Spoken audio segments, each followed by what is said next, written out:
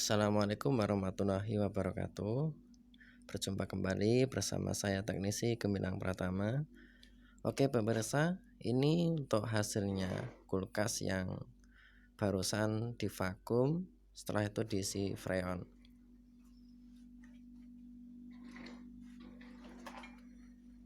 Oke, sudah saya ukur menggunakan tang ampere. Di sini saya menggunakan skala 200 ampere itu 0,1 pemirsa. Jika menggunakan skala 20 ampere, di sini tertera 0,49. 0,49 ini sudah lumayan bagus ya pemirsa.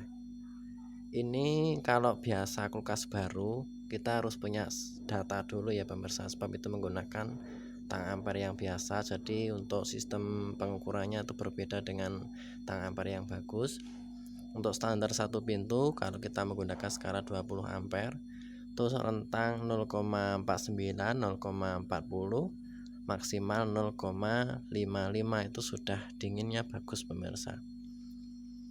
Cuma di sini tertera 0,75 pemirsa. Oke, di sini kita menggunakan di skala 0,49.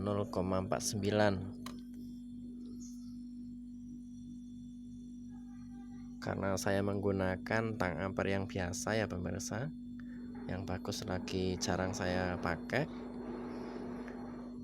Oke, jadi untuk patokan kalau kita menggunakan tang ampere seperti itu jangan 100% dibuat patokan ya pemirsa. Jadi kita menggunakan patokan PSI nya saja, kurang lebih sekitar 19 PSI, 15 sampai 19 PSI untuk ukuran kulkas satu pintu tuh biasa sudah bagus pemirsa.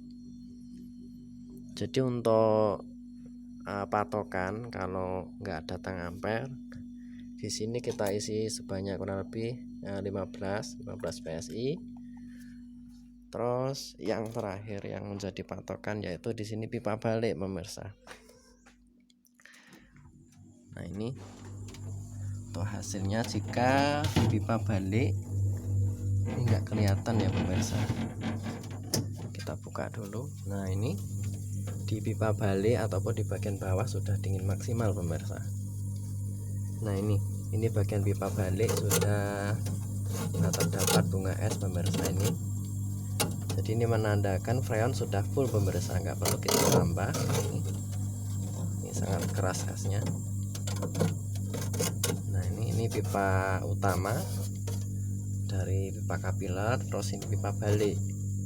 Jadi jika freon sudah di pipa balik sudah dingin, itu menandakan freonnya sudah pas pemirsa, nggak perlu kita tambah.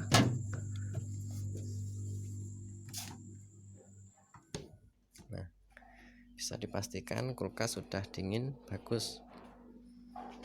Jadi rahasia pengisian freon itu cuma di pipa balik pemirsa. Jika pipa baliknya sudah timbul bunga es, itu menandakan freon sudah cukup, gak perlu kita berpatokan pada ampere maupun di bagian sini. Jadi semua ya pemirsa, yang bagus mengisi freon tuh semua harus kita teliti, jangan berpatokan pada satu. Jadi yang bagus kita berpatokan semua.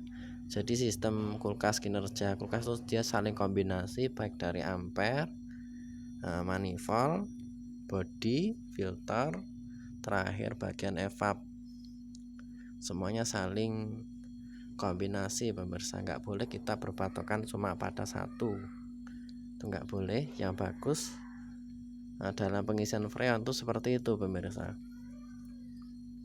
Terus di sini yang terakhir saya membagikan tips apabila terkadang teknisi kesulitan, katanya di sini bocor. Sering bocor apabila menggunakan pipa yang besar. Rahasianya di sini pemirsa. Ini kita pakemkan secara mentok dulu tang presnya. Kita pakemkan di sini, kita sekencang mungkin Jika sudah kencang, di sini kita pipihkan pipanya. Kita pipihkan menggunakan tang biasa. Setelah itu kita bengkok ke atas maupun ke bawah. Yang penting kita bengkok, terus baru kita potong ujungnya. Nah seperti ini. Kita bengkok ini tujuannya supaya nggak ada sedikit kebocoran freon pemirsa. Nah ini saya bengkok, perhatikan. Setelah dibengkok seperti ini, itu biasa di sini nggak akan keluar freonnya. Terus baru kita lakukan pembuntuan menggunakan las. Itu caranya pemirsa. Oke, bisa dipastikan kulkas sudah jadi.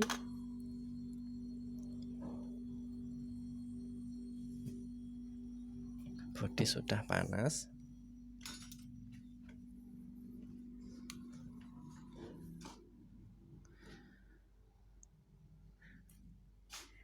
Oke, nih hasilnya sudah dingin bagus.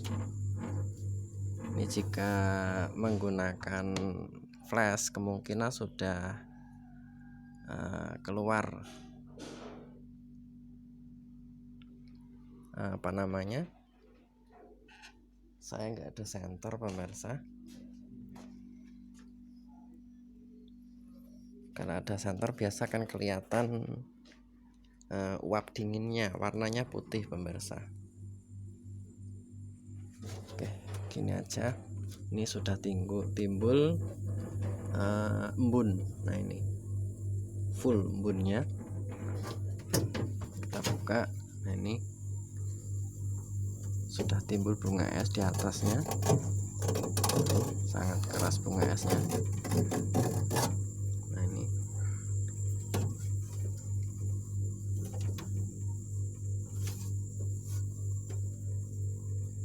jadi yang bagus pendinginan kulkas tuh seperti ini pemirsa.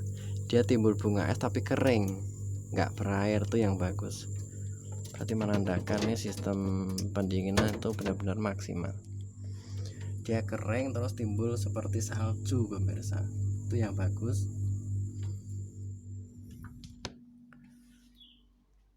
Oke, itulah beberapa tips dari saya. Lebih dan kurang mohon maaf. Sekian dan terima kasih. Wassalamualaikum warahmatullahi wabarakatuh.